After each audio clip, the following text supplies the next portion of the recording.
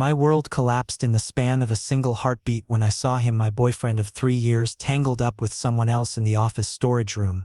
Their bodies pressed together like I didn't exist, like the past 1,000 days meant absolutely nothing. They didn't even have the decency to look guilty when they noticed me standing there, frozen in the doorway. He just shrugged, casual as ever, and said, "Relax, Brett. We were never that serious anyway." Never that serious? 3 years of my life. 3 years of believing in us, of planning a future, of thinking I'd found something real. And his response was to shrug it off like I was overreacting about a canceled dinner reservation. I didn't say a word. Couldn't. My throat had closed up. My chest felt like it was caving in, and my legs were moving before my brain could catch up. I stumbled out of that building like a drunk person, bumping into walls, barely registering the concerned looks from night security. The cold October air hit my face, but it did nothing to numb the burning sensation spreading through my ribcage. The sidewalk blurred.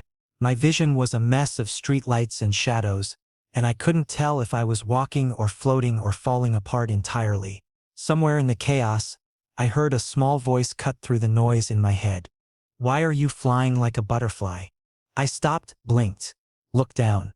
Standing in front of me was a little girl, maybe 4 or 5 years old, with chubby cheeks, messy pigtails tied with mismatched ribbons, and the most innocent brown eyes I'd ever seen. She was staring at me like I was the most fascinating creature in the world, head tilted to the side in pure curiosity. I'm not flying," I managed to say, my voice cracking embarrassingly. "But you're crying," she pointed out matter-of-factly, as if she'd just solved a complex puzzle. "Daddy says when people cry, they need tissues or hugs. I don't have tissues, but I have hugs." Before I could process what was happening, she reached out her tiny hand toward me. The gesture was so pure, so free of judgment, that something in my chest twisted painfully. When was the last time someone had offered me comfort without expecting anything in return? Then, a shadow fell over both of us. I looked up and felt my stomach drop straight through the pavement. Cole Marion, CEO of our company.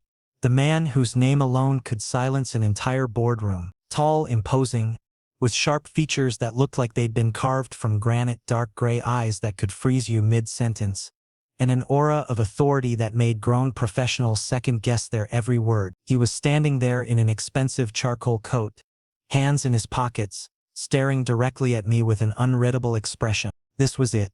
The absolute worst moment of my life just got infinitely worse. Not only had I been cheated on, but now my CEO, the most intimidating human being I'd ever encountered, was witnessing my complete emotional breakdown on a public street. "Lily," he said, his voice firm and controlled, though he never took his eyes off me. "Let's go. Now." The little girl Lily tightened her grip on my jacket instead. "No. This mister needs help." Cole's jaw tightened, a muscle ticking near his temple. He took a step closer, and I genuinely considered whether running into traffic would be less mortifying than this moment. But instead of yelling or dismissing me, he simply said, "You work in marketing, Brett Lawson." It wasn't a question. It was a statement of fact, delivered with the kind of certainty that made you wonder if he had files on every single employee memorized. I nodded, too stunned to speak. "What happened to you?" Direct. Blunt. No preamble, no polite small talk. Just a straightforward question that demanded an honest answer. Lily jumped in before I could respond. "Daddy, he's obviously heartbroken. You can't just leave him here." Cole's eyes narrowed slightly, and for a moment I thought he was going to scold her. Instead, he let out a slow breath and said something I never expected to hear from him. "Lily's mother walked out on us when she was 1 year old," he stated, his tone flat and emotionless, as if he were discussing quarterly earnings. "Ever since then, she believes every sad person needs saving." My throat tightened. This cold, unreachable CEO, the man everyone feared and respected in equal measure, had been abandoned too. Suddenly, he wasn't just my intimidating boss. He was someone who understood what it felt like to be left behind. "So we're getting him ice cream," Lily announced triumphantly, bouncing on her toes like she'd just solved world hunger. Cole opened his mouth, probably to protest, but Lily was already tugging on my jacket with surprising strength for someone so small. "Come on, Mr. Brett. Ice cream fixes everything." I should have said no. Should have politely declined and gone home to wallow in my misery alone like a normal person. But there was something about this bizarre situation, a stern CEO, his adorable daughter, and the promise of ice cream, that felt safer than facing my empty apartment and the ghosts of a failed relationship. So I followed them. Cole walked beside us in silence, occasionally glancing at me like he was trying to solve an equation that didn't quite add up. Lily kept chattering away, asking me questions about my favorite colors, whether I liked unicorns or dragons better, and if I believed in magic. Her innocence was a stark contrast to the harsh reality I'd just faced, and somehow it was exactly what I needed. The ice cream parlor was only a few blocks away, tucked between a bookstore and a vintage record shop. Its neon sign flickered in the darkness, casting pink and blue light across the sidewalk. Through the window I could see retro booths and a checkered floor that looked like it belonged in a 1950s diner. Lily pushed open the door with both hands, the bell above jingling cheerfully. "This is Daddy's favorite place," she whispered to me conspiratorially. "He pretends he doesn't like sweets, but he always finishes mine."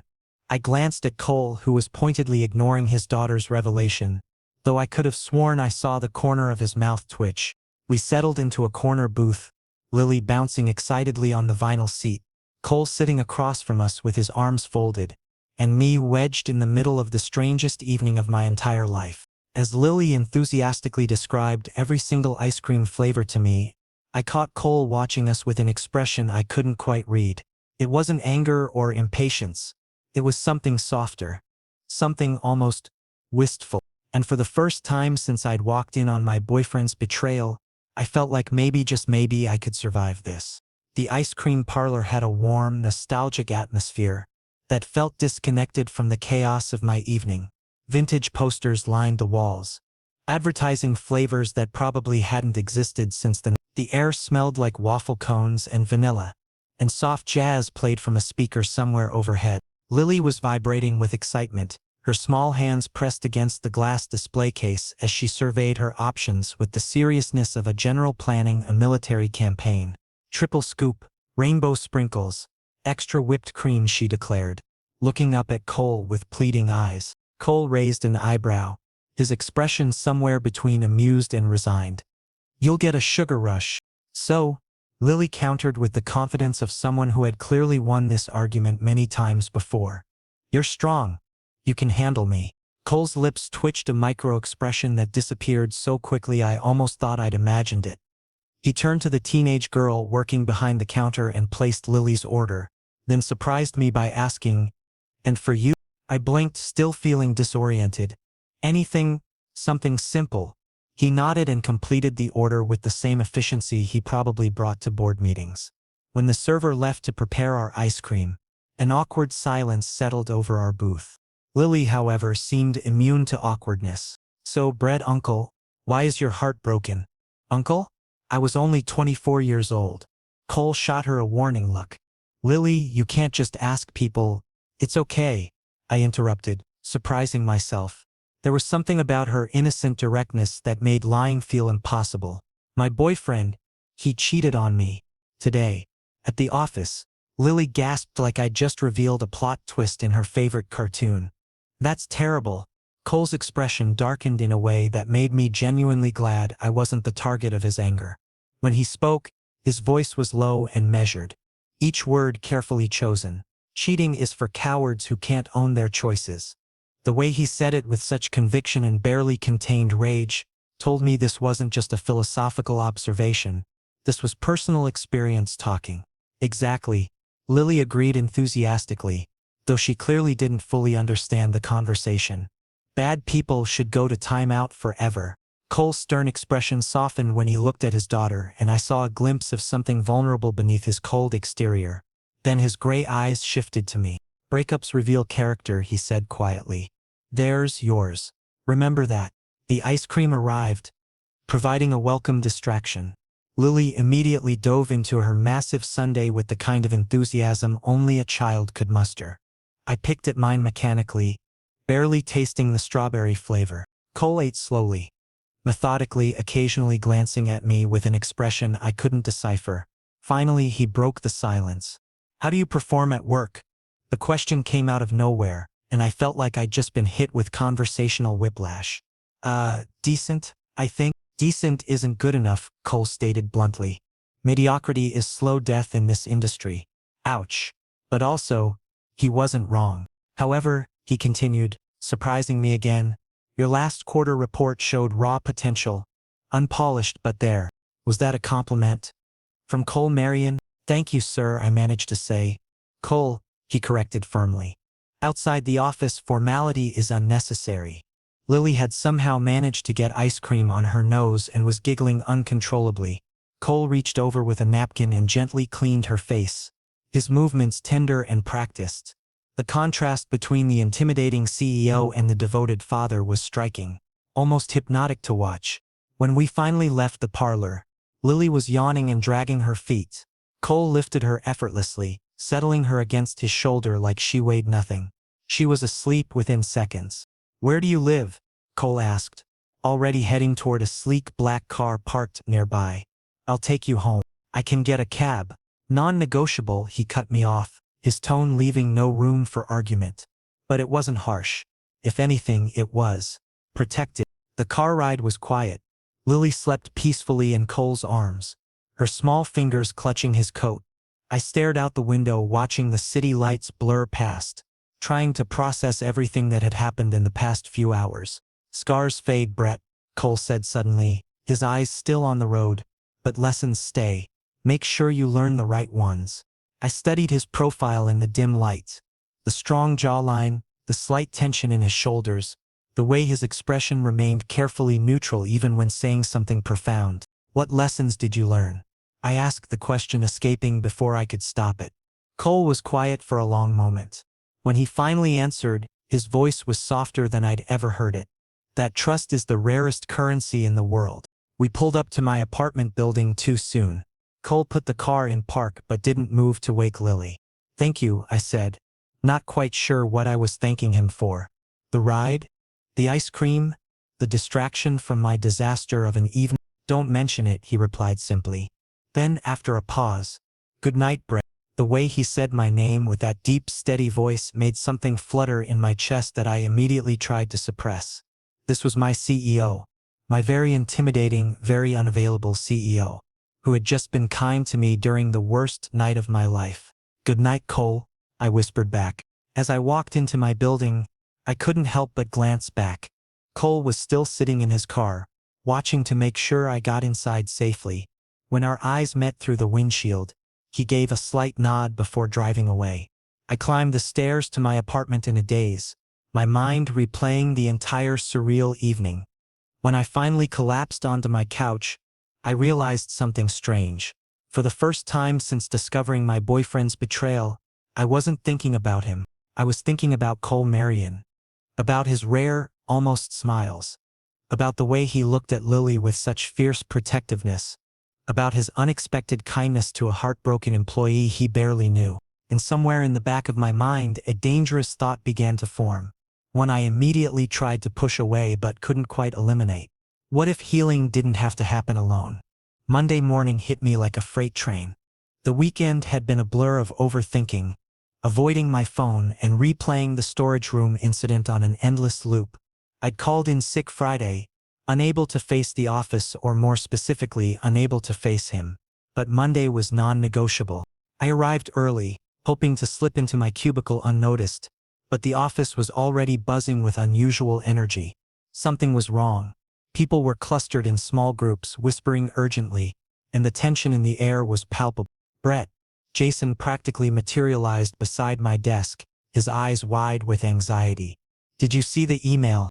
What email? Emergency project briefing. Conference room B. 10 o'clock sharp. Cole Marion is personally running it. My stomach dropped. Cole never attended departmental meetings. He was a big-picture CEO who delegated everything below executive level. If he was showing up to a marketing meeting, something serious was happening. Do you think it's layoffs? Jason whispered nervously. Or maybe they're shutting down our whole division. You're catastrophizing, I said, though my own anxiety was spiking. It's probably just a new initiative. But I didn't believe my own words. The morning crawled by with agonizing slowness. I couldn't focus on anything except the approaching meeting and the growing knot in my stomach. I kept thinking about Saturday night, the ice cream, Lily's innocent chatter, Cole's rare vulnerability. Would he acknowledge me? Pretend nothing happened? Treat me like any other employee? At 9:55, I made my way to conference room B. The space was already filling up with nervous marketing staff, everyone speaking in hushed tones and speculation. I found a seat near the back, hoping to remain invisible. At exactly 10 o'clock, the door opened. Cole Marion walked in and the room fell silent instantly. He was wearing a black suit with a crisp white shirt, no tie, the top button undone in a way that somehow made him look both professional and dangerous. His presence commanded attention without him having to say a word. His eyes swept across the room, and when they landed on me, something flickered in his expression, so brief I might have imagined it. Then he was all business again. "Let's begin," he said, his voice carrying easily through the room. "Next quarter's campaign needs aggressive innovation. The current approach is stale and our competitors are gaining ground." Everyone shifted uncomfortably. Cole didn't believe in sugarcoating. "I'm restructuring the team," he continued, clasping his hands behind his back. "A new lead will handle strategy, execution, and client interfacing. This person will report directly to me." The energy in the room intensified. Everyone was thinking the same thing. Who would get this massive promotion? Ryan, the department's golden boy, sat up straighter, a confident smirk already forming. He'd been with the company for 5 years and had consistently delivered results. It was the obvious choice. Cole paused deliberately, his gaze sweeping the room once more. Then he spoke 2 words that changed everything. "Brett Lawson." Silence. Complete, absolute, suffocating silence. I felt like I'd been electrocuted. Everyone was staring at me. Jason's mouth hanging open, Ryan's face turning an alarming shade of red. Others wearing expressions ranging from shock to barely concealed jealousy. "Sir," I heard myself say, my voice sounding distant and strange, "I'm just an analyst. I don't have the experience." "You were an analyst," Cole corrected, his tone brooking no argument. "Now you're a lead. Prove me right or prove me wrong. Your choice." It wasn't a gift. It was a challenge. Delivered publicly with no room for retreat. The meeting wrapped up quickly after that, Cole efficiently delegating tasks and expectations before dismissing everyone. People filed out, most avoiding eye contact with me, though I could feel their judgment like physical weight. I stayed seated, paralyzed by shock and confusion. Cole remained as well, methodically organizing his papers with deliberate slowness. When the room emptied, I finally stood. "Cole, this decision is based on merit," he interrupted, finally looking at me directly. "Your concepts are fresh, rough around the edges, but fresh. That's what we need right now. But people will think." "People always think," he said flatly. "Prove yourself through work, not through worrying about gossip." He extended a file toward me. When I reached for it, his fingers briefly brushed against mine. A contact so fleeting it could have been accidental. But the way his eyes held mine for just a second longer suggested otherwise. "One more thing," he added, his voice shifting to something less formal. "Lily wants you to come for dinner. Wednesday evening, if you're available." My heart stuttered in my chest. Yes. I'm available." "Good." For just a moment, his expression softened. A hint of a smile that disappeared almost immediately. "Fair warning, she's discovered cooking videos online and has been experimenting. Approach with caution." I couldn't help but laugh. A genuine sound that surprised both of us. Cole's eyes warmed slightly at the sound before his professional mask slipped back into place. "Dismissed, Lawson." I left his office in a daze, clutching the file like it was the only solid thing in my rapidly shifting reality. In the span of 1 weekend, I'd gone from heartbroken and lost to promoted and personally invited to my CEO's home for dinner. Jason cornered me immediately in the hallway. "Dude, what just happened in there?" "I have no idea," I answered honestly. "CEO personally promotes you and invites you to dinner?" Jason's eyes were calculating now, suspicious. "Brett, seriously, what's going on between you two?" "Nothing," I said too quickly, my face heating up. "It's not like that." "Then what is it like?" I didn't have an answer, because honestly, I didn't know what it was like. All I knew was that Cole Marion had somehow become tangled up in my life at the exact moment Everything else was falling apart, and I had no idea if that was the best or worst possible timing. Just be careful, Jason said. Finally, his voice dropping to a more serious tone. Office politics can destroy careers, especially when they involve the CEO. His warning echoed in my head for the rest of the day. I knew he was right. I knew getting involved with Cole in any capacity beyond professional was dangerous, but as I sat at my new desk, looking at the promotion paperwork I still couldn't quite believe was real, I realized something troubling. I was already involved. Had been since Saturday night when a little girl with messy pigtails decided I needed saving and her father decided to let her try. And the scariest part, I wasn't sure I wanted to be saved from this. Not anymore. Wednesday evening found me standing outside Cole's penthouse, my finger hovering over the doorbell as I took 3 deep, steadying breaths. This was just dinner. A casual meal with my boss and his daughter. Completely normal. Absolutely not terrifying. The door swung open before I could press the button, revealing Lily in an oversized apron covered in flour, her face dusted with white powder and her eyes absolutely sparkling with excitement. "Brett, uncle, you came." She grabbed my hand and yanked me inside with surprising strength. "We're making pizza. From scratch. Daddy said buying frozen ones is like giving up on life." I couldn't help but smile as I stepped into the penthouse.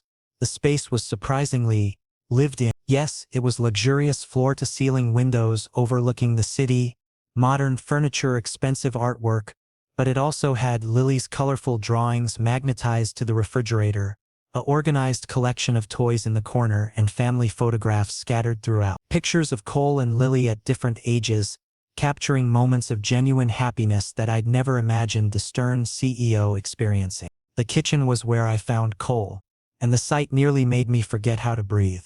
He was wearing a gray Henley shirt with the sleeves rolled up to his elbows, his usually perfectly styled hair slightly mussed, and his hands dusted with flour. He looked domestic and relaxed, and devastatingly attractive in a way that his expensive suits had never quite achieved. "You're early," he observed, a hint of amusement coloring his tone. "Punctuality is good?" I replied awkwardly, internally cringing at my inability to form coherent sentences. "It's rare," Cole corrected, his lips quirking into what could almost be called a smirk. "Come here. Lily has very specific opinions about pizza toppings, and she's recruited you as her ally." The next hour was surreal in the best possible way.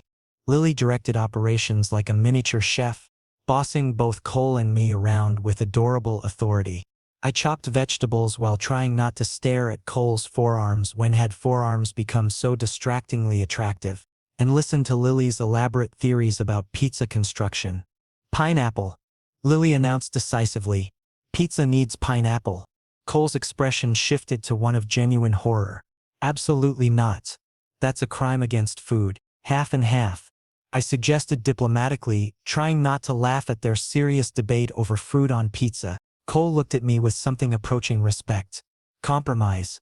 Smart." We worked together in comfortable rhythm, and I found myself relaxing in a way I hadn't expected. This wasn't the intimidating CEO from the office. This was just Cole, a father trying to make his daughter happy, a man who clearly enjoyed cooking, someone who could laugh at himself when he accidentally dropped cheese on the floor. Dinner was chaotic and wonderful. Lily talked non-stop about her school day, her best friend's pet hamster, and her complicated opinions on various cartoon characters. Cole listened attentively, occasionally asking questions, but I noticed he kept glancing at me too, checking if I was comfortable, if I was engaged, if this was okay. Then Lily dropped her bombshell. "Daddy, Brett uncle should move in with us." Cole choked on his water. I dropped my fork, which clattered loudly against my plate. "Lily, sweetheart," Cole managed after recovering, "Brett has his own home. But it would be more fun here." Lily argued with the unshakable logic of a 5-year-old. "We could play games every night and watch movies and be like a real family." The word family hung in the air between us, heavy with implications neither Cole nor I were ready to address. I saw Cole's jaw tighten, saw the conflict in his eyes, so I intervened. "Lily, sweetheart, families are complicated, but I promise I'm your friend. Always." Lily pouted but eventually nodded, accepting the compromise. Cole shot me a grateful look across the table. After dinner, Cole took Lily for her bath while I waited nervously in the living room, studying the photographs on the walls. There were pictures of Cole and Lily at the zoo, at the beach, blowing out birthday candles. In every photo, Cole looked softer than I'd ever seen him at the office, his guard completely down around his daughter. When Cole returned, exhaustion was evident in every line of his body. He moved to the wine cabinet and poured 2 glasses without asking if I wanted one, then sat beside me on the couch, close enough that I could feel the warmth radiating from him but not quite touching. "She really adores you," Cole said quietly, his voice rough with emotion. "She's incredibly easy to adore," I replied honestly. Cole was silent for a long moment, staring into his wine glass. "She hasn't attached to anyone like this since her mother left. I'm terrified of what happens if she gets hurt again." "Cole," I said softly, turning to face him, "I would never hurt her." "I know." His gray eyes finally met mine, and the vulnerability in them took my breath away. "But what about me?" The question was so raw, so unguarded, that I felt my heart stutter. "What do you mean?" I whispered. Cole set down his wine glass and turned fully toward me, his hand reaching up to cup my jaw with hesitant tenderness. "I mean that I can't stop thinking about you. Ever since Saturday night, the way you looked so broken but still found it in yourself to be kind to my daughter. Your genuine laugh when Lily said something ridiculous. The way you didn't judge me for being a single father. All of it is playing on repeat in my mind, and I don't know what to do with these feelings." My heart was hammering so hard I thought it might break through my ribs. "Cole," he kissed me before I could finish the sentence. It was urgent and desperate, like he'd been holding himself back for an eternity and had finally reached his breaking point. I responded immediately, my hands tangling in his hair, pulling him closer, drowning in the sensation of finally having this. When we broke apart, both breathless, Cole pressed his forehead against mine. "This is dangerous," he whispered against my lips. "On every possible level. Professionally, personally, all of it." "I know," I breathed, my eyes still closed, savoring the moment. "But I want to take the risk anyway." Cole pulled back just enough to look into my eyes, searching for something certainty, maybe, or shared recklessness. Then he smiled. A real smile that transformed his entire face into something beautiful and unguarded. "Then let's be reckless together," he said and kissed me again. This kiss was different. Slower, deeper, full of promise rather than desperation. It tasted like wine and possibility and dangerous choices that felt inevitable. When we finally broke apart for good, settling into each other's arms on the couch, I knew that everything had changed. We'd crossed a line that couldn't be uncrossed, started something that would either end beautifully or catastrophically, with no middle ground in sight. But as I sat there with Cole's arms around me, listening to the soft sounds of the city outside and feeling more at peace than I had in months, I couldn't bring myself to regret it. Whatever happened next, at least I wouldn't face it alone. Office politics became a minefield the moment personal feelings entered the equation. The next few weeks tested every ounce of self-control I possessed. Cole and I maintained careful distance at work, professional interactions only. No lingering looks, no accidental touches. But the tension between us was electric, impossible to completely hide. Stolen glances across conference rooms, the brief brush of fingers during file handovers, late-night text messages that started about work and ended with carefully coded ways of saying "I miss you," without actually using those words. It was exhausting and exhilarating in equal measure. Ryan noticed first. He cornered me after a particularly grueling strategy meeting, his expression calculating. "Lawson, let's cut through the corporate speak, something's happening between you and Marion." My stomach dropped, but I kept my expression neutral. "That's absurd." Ryan laughed, but there was no humor in it. "Really? Then explain why he personally reviews every single one of your presentations. Why you're suddenly handling our highest value clients. Why he remembers how you take your coffee." "Because I'm good at my job," I shot back firmly. "If you have complaints about my performance, take them to HR. Ryan's eyes narrowed dangerously. "Be careful how far you climb, Brett. The falls from the top hurt the most." It was a clear threat, and it unsettled me more than I wanted to admit. That evening I met Cole in his office after most of the staff had left. He'd locked the door and drawn the blinds, precautions that felt both necessary and paranoid. Ryan's suspicious, I told him without preamble. Cole's expression darkened. Ryan is ambitious and jealous. Ignore him. But what if he's not making empty threats? What if rumors start spreading? Then we handle it, Cole interrupted, his hands settling on my shoulders with reassuring weight. Together. That's how this works. Together, I echoed, letting myself lean into his touch. Cole pulled me close, resting his forehead against mine in a gesture that had become our private comfort. Do you regret this?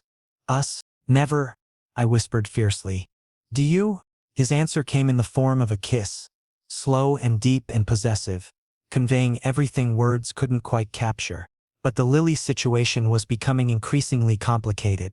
She was growing more attached with each passing week. Weekend sleepovers at the penthouse.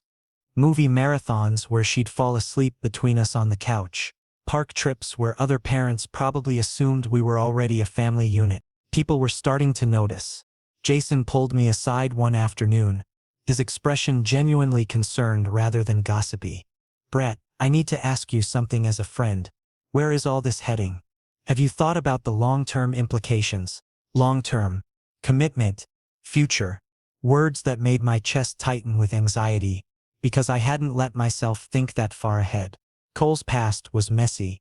An ex-wife who'd abandoned them both. Lily was vulnerable, already too attached. And me? I was barely healed from my own relationship disaster. One night after Lily had gone to bed, I found Cole standing on the balcony, staring out at the city lights with distant eyes. What are you thinking about? I asked softly, joining him. Cole sighed heavily. I'm wondering if I'm being selfish, dragging you into my complications. Letting Lily get attached when there's no guarantee of permanence. My chest tightened painfully. Cole, I'm here by choice. But is this really what you want? He turned to face me, his gray eyes intense and vulnerable. A messy relationship? Complicated family dynamics? Constant scrutiny at work? I stepped closer, close enough to see the worry etched into his features. I want you. I want Lily. I want this beautiful, chaotic mess. Yes, it's scary, but it's also worth it. Something in Cole's expression softened. Promise me something. Anything. If this ever becomes too much, if you feel overwhelmed or trapped, don't just disappear. Talk to me first. Please. The plea in his voice broke my heart. This was someone who'd been abandoned before. Someone who'd built walls to protect himself and his daughter from that kind of pain happening again. I promise, I said firmly. I'm not going anywhere. Cole kissed me gently, gratefully, and for a moment everything felt manageable. But the universe has a cruel sense of timing. The next morning, I received an email summoning me to HR. My blood ran cold when I walked into the conference room and saw not just the HR director but Cole, Ryan, and several executives I didn't even recognize. Ms. Brennan, the HR director, sat at the head of the table with a thick file in front of her. Her expression was professionally neutral in a way that promised nothing good. Mr. Lawson, please sit down. I sat, my hands clenched under the table. Mr. Ryan has filed a formal complaint alleging favoritism, inappropriate workplace conduct, and ethical violations. Miss Brennan's voice was clinical, detached. He's provided evidence suggesting a personal relationship between you and Mr. Marion that has compromised professional objectivity. She slid several photographs across the table. Time-stamped images of Cole and me in the office parking garage late at night, standing closer than colleagues should. Another of us at a coffee shop downtown. Cole's hand on my arm. Nothing explicitly romantic, but damning in context. My mouth went dry. Cole's expression was carved from stone, revealing nothing. These allegations are serious, Miss Brennan continued. They require a thorough investigation. Until its completion, Mr. Lawson, you're being reassigned to a different department with no direct reporting relationship to Mr. Marion. That's completely unnecessary, Cole started, but Miss Brennan cut him off with a sharp look. It's non-negotiable, Mr. Marion. This is about protecting the integrity of this company. The meeting dissolved into legal terminology and procedural explanations that washed over me like white noise. When we were finally dismissed, Cole tried to catch my eye, tried to speak to me, but I couldn't. I walked away quickly, my vision blurring with anger and hurt and fear. That night, there was a knock on my apartment door. When I opened it, Cole stood there drenched from the rain, his eyes desperate and pleading. "Brett, please. Let me explain." "Explain what?" The words came out more bitter than I'd intended. That this was inevitable? That we were naive to think we could make this work? That Lily's going to be affected because we couldn't keep our personal and professional lives separate? "Don't." Cole's voice cracked, raw and broken. "Don't talk about Lily like she's collateral damage. She loves you. And I." He stopped, took a shaking breath. "I love you." The words hung between us, electric and terrifying. "You." "What?" I whispered. Cole stepped closer, rain dripping from his hair, vulnerability written across every feature. "I love you, Brett. Deeply and terrifyingly. Yes, this situation is messy and complicated, but what I feel for you is real. The question is it real for you too?" My vision blurred with tears I'd been holding back. "Of course I love you. But is love enough when everything else is falling apart?" "I don't know if love is enough," Cole admitted, his honesty cutting through the tension. "But I know I want to try. With you. If you'll let me." The choice stretched before me, terrifying and beautiful in equal measure. I reached up and cupped his face, feeling the rain-cold skin beneath my palms. "I'm scared," I confessed. "So am I," Cole whispered back.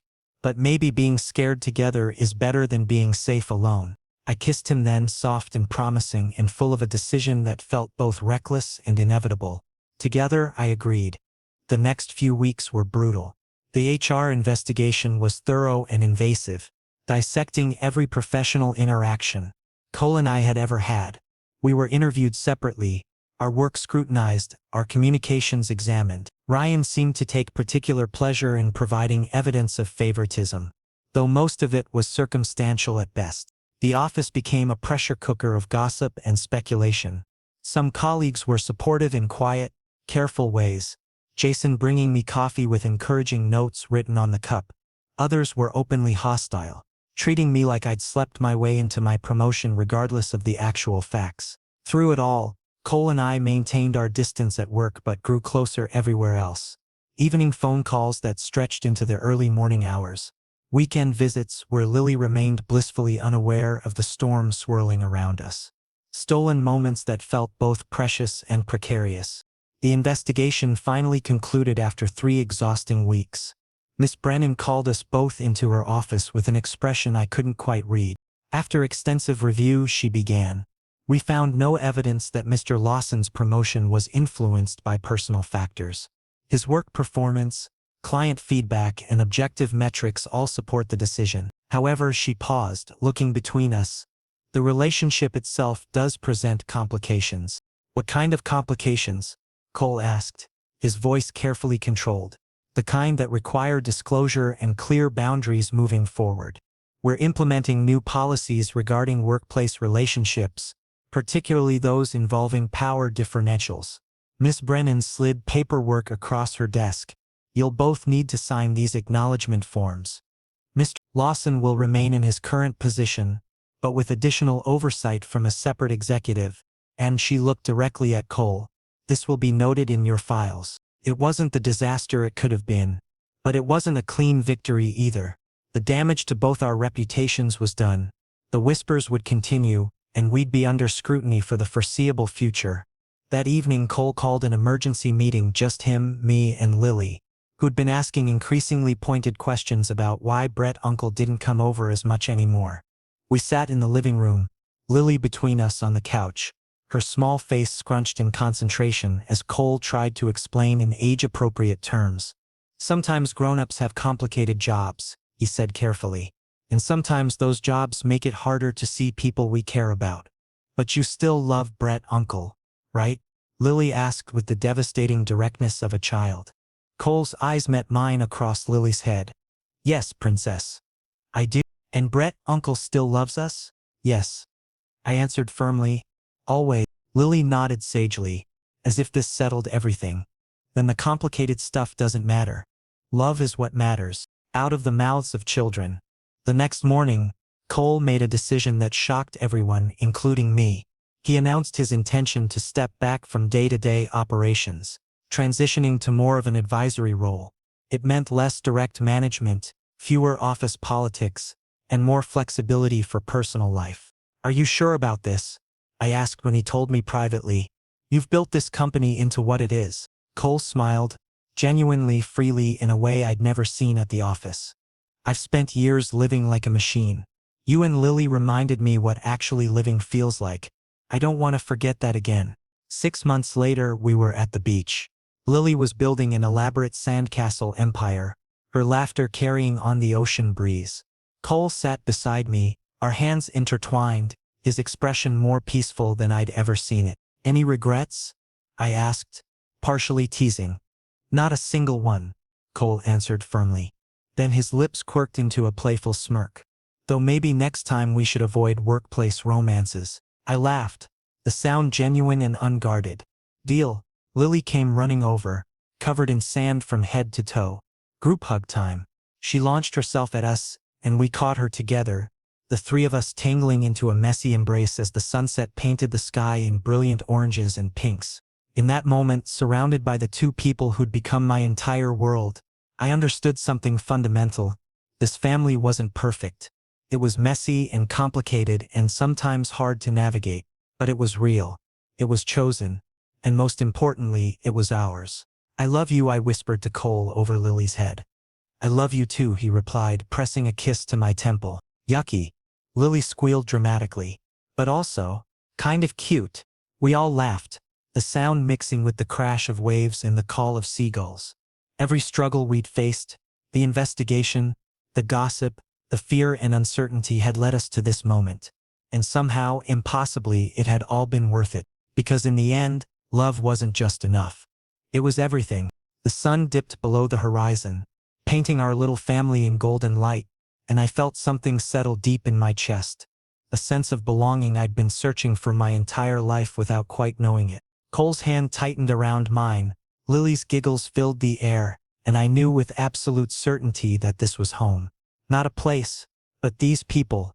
This beautiful, complicated, perfectly imperfect family we'd built together from broken pieces and brave choices. Ready to head back? Cole asked eventually, as stars began appearing in the darkening sky. In a minute, I said, wanting to hold on to this perfect moment just a little longer. Lily had fallen asleep against Cole's shoulder, exhausted from her day of adventure. Cole looked at her with such tender love that my heart ached in the best possible way. Thank you, he said quietly. For what? For not running away, for staying when things got hard, for loving us even when it was complicated. I leaned my head against his free shoulder, completing our little circle. There's nowhere else I'd rather be. And I meant it with every fiber of my being. This was my family, my home, my future, and it was absolutely perfect.